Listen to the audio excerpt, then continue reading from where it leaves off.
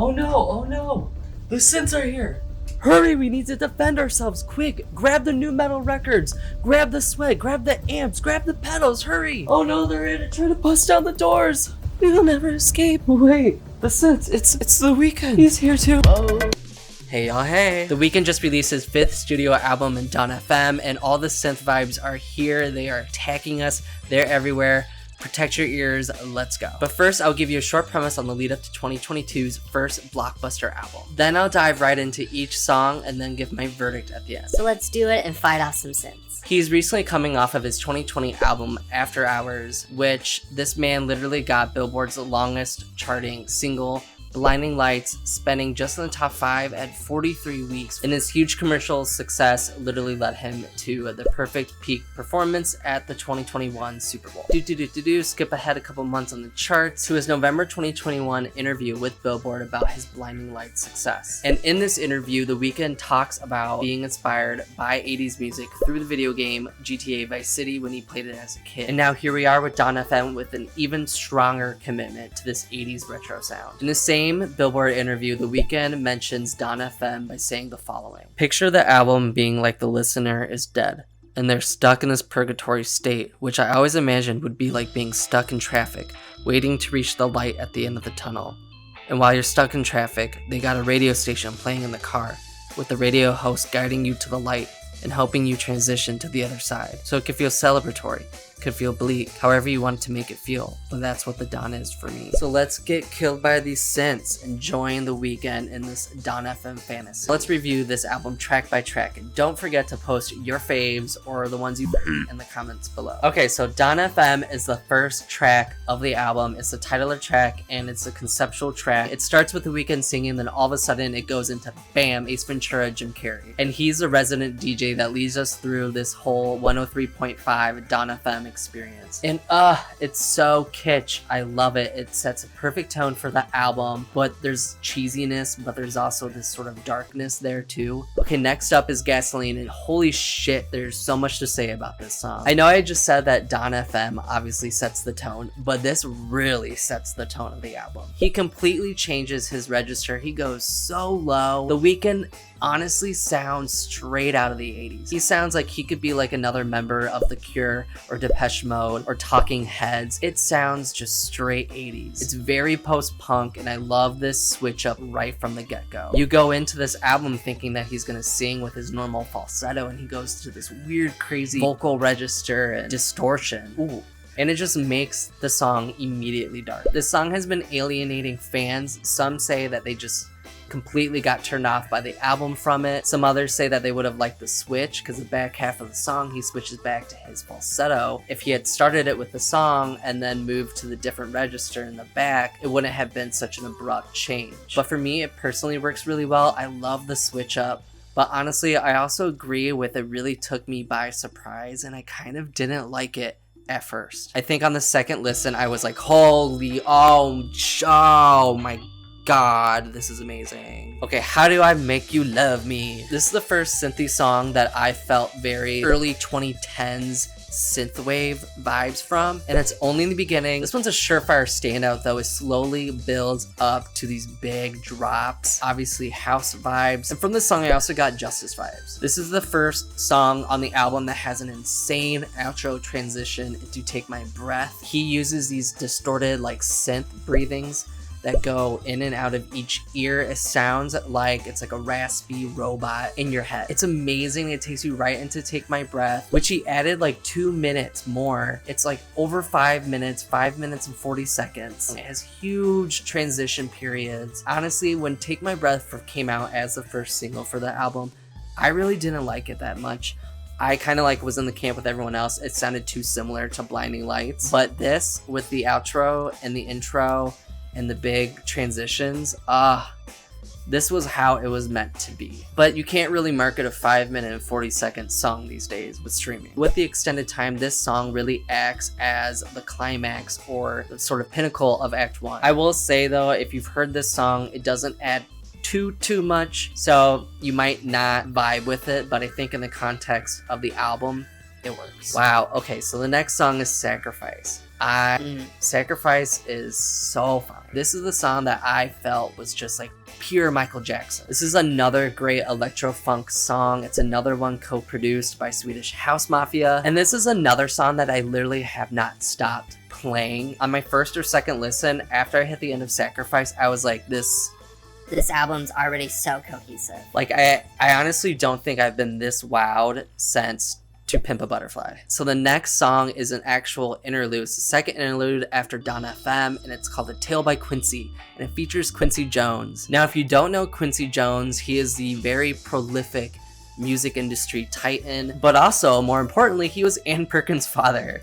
So, just an icon, honestly. If you've listened to Daft Punk's Random Access Memories, this one's really familiar with Giorgio by Moroder. I hope I pronounced that right. Basically, a music industry person reflects. And this sort of reflection on the past self at like your twilight hour in your old age or on your deathbed is a more dominant theme. So if the Weeknd saying this is stationed in purgatory and you're listening to this radio station, you're reflecting on your life. It does its job, but you're not going to listen to it because it's an interlude. So on to the next song. Ooh, Out of Time. Out of Time.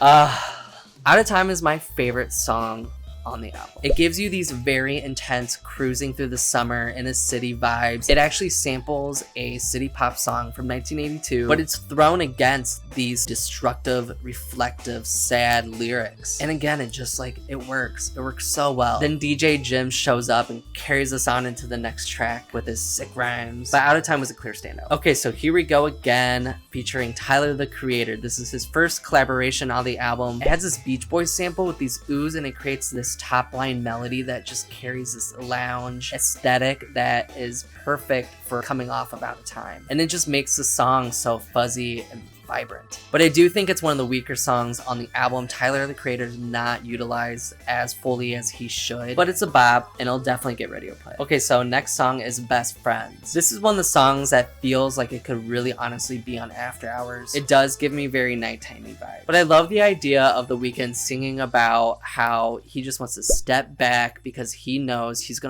this up and he wants none of that in his life anymore. It's a vibe, but I definitely thought it's one of the weaker ones on the album. The next song is There Someone Else? This is the song that I felt most vaporwavy about. It feels like I'm driving in a video game or like in Tron or something, or I'm driving at night. Whereas Out of Time feels like you're driving in the summer. This is just the polar opposite of that. And the synths on this song make it sound like this would be playing in a club in Blade Runner somewhere, like Los Angeles 2049. This was another standout for me, and out of all the songs too, this kind of felt the most like his existing catalog. Definitely check it out if you're a longtime Weeknd fan. So the next song is Starry Eyes. This is his dedicated ballad song on Dawn FM, and this song calls back to the previous song. The Weeknd sings about not only stepping back from this girl, but also saying that she deserves to be loved the way that he can't love her. And it takes a more cynical approach because of the Weeknd's destructive habits. And this song to me just sounded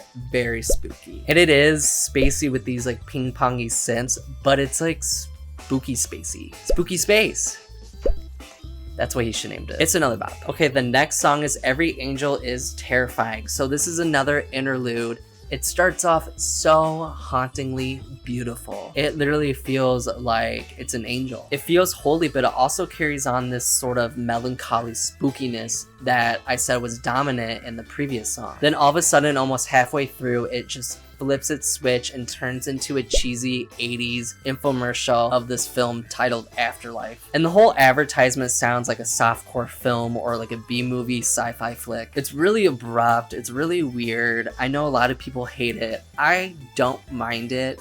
I wish it just was the first part, but I think the infomercial works really well and to add to this sort of like kitschiness that is kind of just prevalent throughout the whole album. Okay, next song is Don't Break My Heart. Now, this is another standout to me. It gives me very dark nightclub vibes from the production. The reverb is insane here, and I feel like makes the song so atmospheric, ties it back into the previous songs, and the Weeknd sings more about his reflecting sadness. It just works perfectly. I Heard You're Married is the next song. It features a collaboration with Lil Wayne. It's his second collaboration on the album, and here they are reflecting about wanting to take a girl back, but they've both moved on and they don't want to deal with that anymore. There's a finality in the tone here, and it fits pretty well near the end of the album. But it definitely is one of the weaker songs. His feature just doesn't add much. Like, honestly, you could have gotten pretty much any other rapper in the game, but I love the vocal effects. Alright, Less Than Zero. So this is one of his last songs on the album, and it's by far his best song, maybe in his entire catalog. I know everyone else is saying this too, but it really is so infectious. It's so infectious. And the song is so lifted, it's so airy and celebratory. It has this plucky acoustic guitar that just centers the top line melody. It has these really awesome arps. It's a certified banger. It's gonna be a certified banger with the GP for sure. And it just perfectly reflects everything that he was trying to do with the album. It's sad with the really depressing lyrics. It's happy, it's celebratory, it's kind of melancholy. It's very retro. It hits every single bullet point that it was trying to make. People are gonna be talking about Less Than Zero for a very, very long time.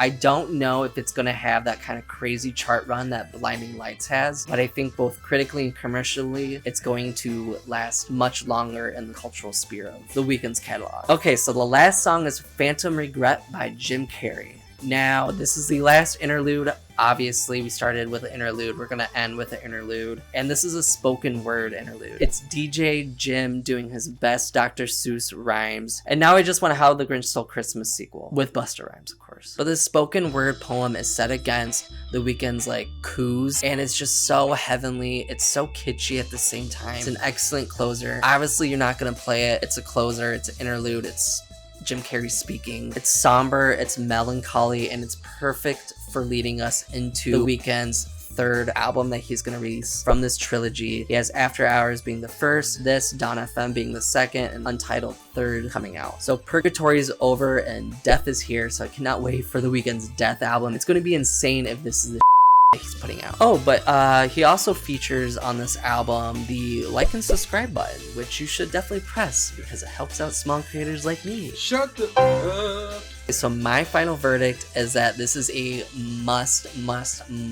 This is a must listen if you are a fan of any sort of 80s pop sound, synthwave, vaporwave, retrowave, 80s wave, nostalgia. If you're just into nostalgia, FM radios, that's cool. Jim Carrey. I think personally for me, it's like a 9 out of 10 album. Hits pretty much all the marks. It does feel a little kitschy in some spots. I don't think either features worked, but it's his best album by far. It's better than Trilogy. And if you are even remotely a fan of Michael Jackson, Prince, Depeche Mode, Talking Heads, definitely also listen to this. Thanks for watching this music review. We are now Synths. So see y'all soon. Bye.